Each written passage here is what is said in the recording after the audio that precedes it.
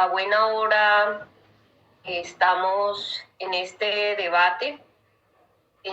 Quiero decir que cuando presentamos la proposición 490, pues estábamos en otras circunstancias y que hoy me parece central pensar en el post-COVID y la universidad distrital. Entonces, voy a hacer mi intervención un poco en el marco de ese contexto. Creo que quienes me han antecedido pues han abordado con suficiencia los problemas estructurales y de corrupción que enfrenta la Universidad Distrital. Entonces voy a colocar mi presentación para hacer mi intervención.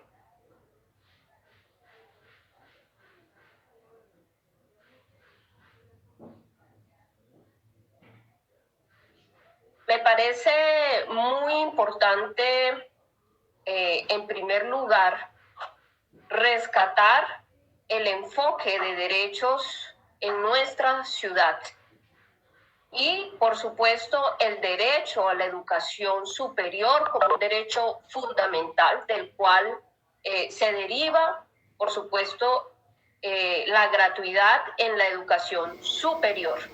Lamentar, por supuesto, que en el marco del debate del Plan Distrital de Desarrollo, la apuesta para la inclusión de los jóvenes en la educación superior fuera tan paupérrima. Hablar de 20.000 estudiantes es dejar por fuera pues a una generación joven que es la generación de la paz.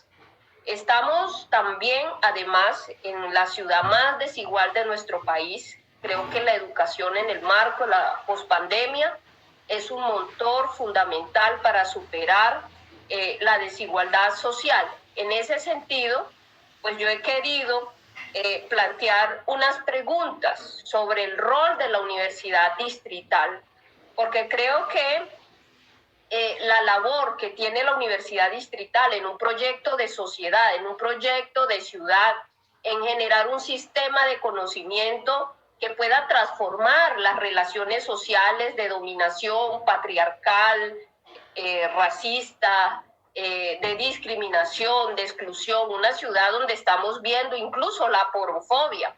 Y estamos hablando de una población estudiantil que pertenece, por supuesto, a los estratos 1 y 2 y que creo que debemos ir un poco más allá. Yo celebro pues que fruto de la lucha estudiantil hoy avancemos pues en matrícula cero. Sin embargo, creo que en el marco del debate presupuestal es necesario hacer unos mayores esfuerzos. En ese sentido, la proposición que el movimiento alternativo indígena presentó, pues tiene unas preguntas sobre los presupuestos y los espacios de participación en la Universidad Distrital, en nuestra ciudad y nuestro país en su conjunto. Yo creo que estas preguntas hoy hay que mirarlas con un trasfondo. Y ese trasfondo tiene que ver con el impacto que tiene el COVID-19 en nuestra sociedad. Este es un fenómeno global que ha transformado la función social no solo de la universidad, sino el sentido de la educación. En ese sentido, pues yo quiero dejar una pregunta. ¿Qué se ha pensado desde la Universidad Distrital para responder a esta situación? Queremos proponer un debate amplio, público, donde participe la comunidad educativa, los estudiantes, los docentes, los gremios, los gobiernos locales, el gobierno nacional. Yo creo que necesitamos realmente una ley estatutaria que no es de competencia del Consejo de Bogotá, pero Bogotá debería impulsar que garantice el derecho a la educación superior como un derecho fundamental y la gratuidad en la educación. Yo creo que el fenómeno de la corrupción al interior de la Universidad Distrital es solo una arista de la transformación orgánica sin retorno que debe experimentar la sociedad en este momento.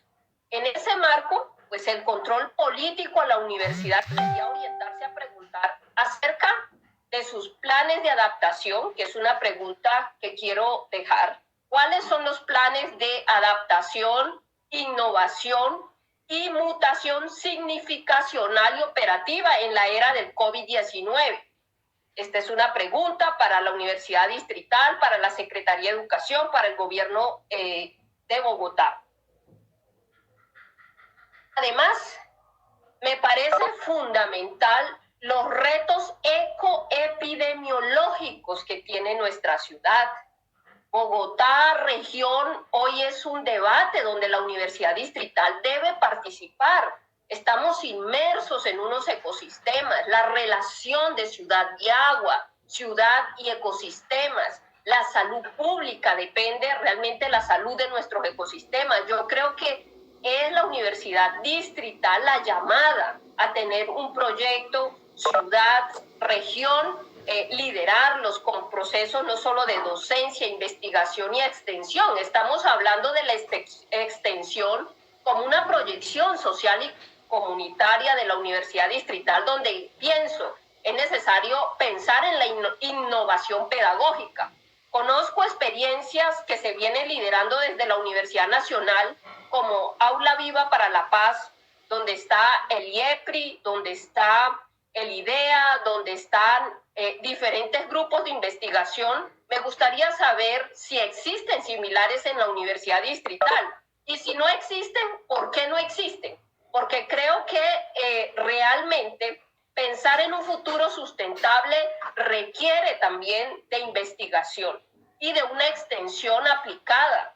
Estamos pensando desde el movimiento alternativo en una hidrópolis, en generar procesos de hidrourbanismo, de acupuntura urbana, de transformar los barrios en ecobarrios, y pensamos que los estudiantes son sujetos sociales y políticos que pueden ayudarnos en esta labor. Todo lo que incluye pensar en una nueva economía. Pasar de una economía suicida a una economía vital significa reconocer ese tejido productivo que es social, que tiene que ver con los circuitos cortos. En ese sentido, pues estamos hablando también de la reactivación, de la revitalización de los tejidos sociales y económicos de nuestra ciudad.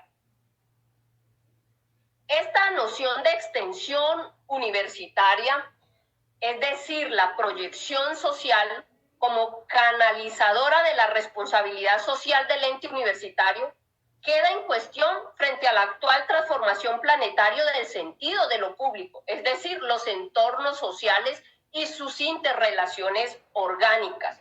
Aquí yo creo que la pregunta de fondo es: ¿cuál es el proyecto de sociedad al cual está respondiendo la Universidad Distrital y la política educativa del distrito? Creo que ha habido un debate amplio sobre el presupuesto, sobre la cobertura, sobre la corrupción, pero yo sí quisiera que el gobierno distrital me respondiera a mí cuál es el proyecto de sociedad, cuál es el modelo de ciudad y la política educativa de nuestra ciudad, ¿qué relación tiene? Yo por lo menos quiero proponer la interculturalidad como un eje de trabajo importante para superar la exclusión, discriminación y el racismo estructural. Hemos notado con preocupación que existe pues un desconocimiento de la ecología de saberes, de los procesos sociales y ambientales de nuestra ciudad, de la educación popular, en reconocer los saberes de los campesinos, de los indígenas, de los afro. Y esto tiene que ver un poco,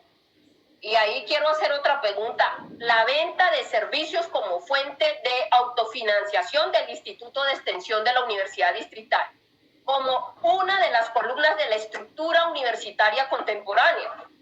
Ha quedado en cuestión de qué servicio hablamos, hacia quién los dirigimos. Esto es muy importante responderlo para mirar, obviamente, cómo fortalecemos el proceso y el trabajo y la proyección social y comunitaria de la Universidad Distrital. La propia educación para el trabajo que enuncia el Instituto de Extensión de la Universidad Distrital y para la cual la universidad forma y habilita a sus estudiantes, se ha visto transformada por la generalización del teletrabajo, que en realidad se enmarca en una telecultura. tendiente no solo a la desterritorialización absoluta del organismo universitario, sino del conjunto de las relaciones humanas. Frente a esta coyuntura, ¿qué tiene establecido la universidad distrital? Porque creemos pues el rol y el papel frente a esta situación debe ser fundamental. Aquí me parece muy importante la inclusión, pero no la inclusión solo como para las acciones afirmativas de los indígenas, los negros y los campesinos.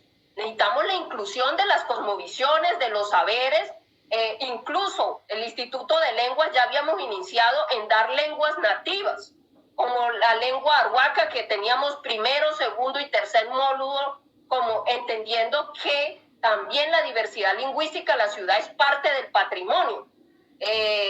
Lastimosamente, quien estaba al frente del instituto falleció y creo que han archivado este proyecto. La interculturalidad debe ser para todos y todas, no solo para los indígenas. Bastante ya hacemos nosotros con el podernos expresar en español.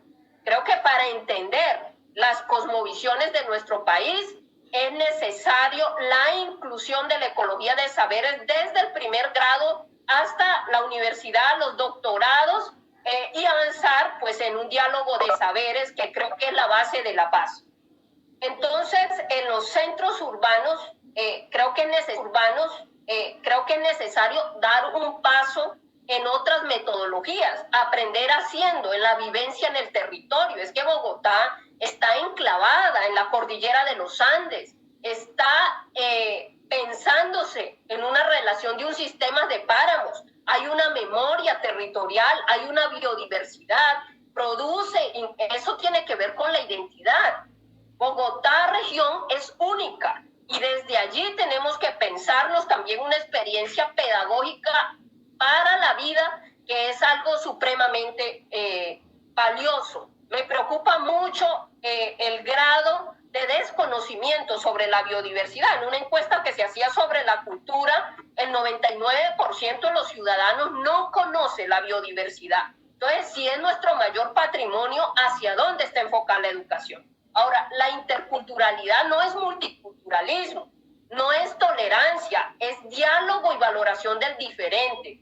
No se trata de producir sociedades paralelas, se trata de avanzar hacia sociedades integradas, y esto significa transformar también las relaciones entre los sistemas de conocimiento. Creo que necesitamos nuevas fuentes de legitimación del conocimiento, es decir, superar el capitalismo cognitivo, que creo que es la lógica que ha venido gobernando en las entidades educativas, tanto públicas como privadas. Entonces, las políticas interculturales no se pueden entender como acciones afirmativas. Eso es propio del multiculturalismo. Yo no me opongo a que existan transitoriamente, pero son acciones transformativas con un horizonte de corto, mediano y largo plazo. Buscamos transformar las relaciones simbólicas con las que se instruyen relaciones entre diferentes culturas. Esto significa un lugar de dignidad para todas las culturas, no la imposición de un proyecto educativo basado en el capitalismo cognitivo, que es homogenizante, porque esto es perpetuar y seguir imponiendo la desigualdad en nuestro país. La interculturalidad como proyecto político incluso implica una nueva manera de entender la ciudadanía, y creo que las nuevas ciudadanías, incluyendo la interculturalidad, deben tener espacio en un proyecto de sociedad, en un proyecto de ciudad que supera, que es libre de las discriminaciones, los racismos estructurales y todas las formas de violencia. Esto tiene que ver con una invitación que ha hecho la alcaldesa, y es Bogotá como capital de la paz y la reconciliación, pero tenemos que empezar por la educación. Entonces, la interculturalidad no solamente es posible como política de Estado si se trabaja en todos los sectores, no tiene sentido si se restringe solo al sector educativo. Ahora, este no es un proyecto antimoderno, es un proyecto para cultivar la transmodernidad, el poscapitalismo desde diferentes tradiciones. Queremos aportar a un futuro saludable, justo, sustentable, en paz desde la diversidad. En ese sentido, pues yo creo que el primer libro que debemos aprender a leer es el de la naturaleza. La bioalfabetización es vital en la calidad de educación. Conocer y respetar la biodiversidad. Como mujeres indígenas hemos trabajado desde siglos en hacer el mundo un jardín biológico. El 80% de la biodiversidad del mundo hoy está en nuestros territorios. Y no es solamente un hecho fortuito de la naturaleza, es que nos debemos a proyectos civilizatorios diferentes. Hay que hablar de la civilización de la selva. No se puede seguir planificando Bogotá de espaldas a sus interrelaciones ecológicas y sistémicas que tiene con la Orinoquía, con la Amazonía, con el mar. Es necesario para ello también transformar el proyecto educativo, que es la base de poder construir una ciudad-región sustentable. Creo que en el entendimiento de la diversidad cultural está el alma de la paz de este país. Finalmente, me parece fundamental dejar unas propuestas. Creo que es necesario el fortalecimiento de las asambleas universitarias en el marco del diálogo social que permita que los procesos, en particular las transparencias, tengan que ver con una apropiación social y cultural de la universidad. La forma de superar la corrupción no solamente es encarcelando a los corruptos, es generando mecanismos amplios donde la comunidad sea garante y veedor de los recursos, evitando desde el inicio los procesos y acciones corruptas. Y la expansión de la universidad distrital en nuevos programas debe estar acompañada de la formalización laboral de trabajadores y docentes y no de su precarización. Entonces, la proyección social y comunitaria de las sedes de la universidad distrital en Ciudad Bolívar, en Bosa, en Kennedy, incluso en el noroccidente como en Suba, deben responder hoy a una coyuntura, a una crisis civilizatoria, y esto implica un replanteamiento. Yo finalmente quiero saber cómo, por ejemplo, en Suba, que la comunidad muisca, que hoy está en Rincón, pueden ser parte de un proyecto educativo que nos permita, en uno de los barrios más densamente poblados de toda nuestra América del Sur, responder desde una propuesta educativa de extensión a la difícil realidad que enfrentamos, que se responda a una generación como se piensan en alternativas para una economía que brinde oportunidad para todos. Muchas gracias, señora presidenta.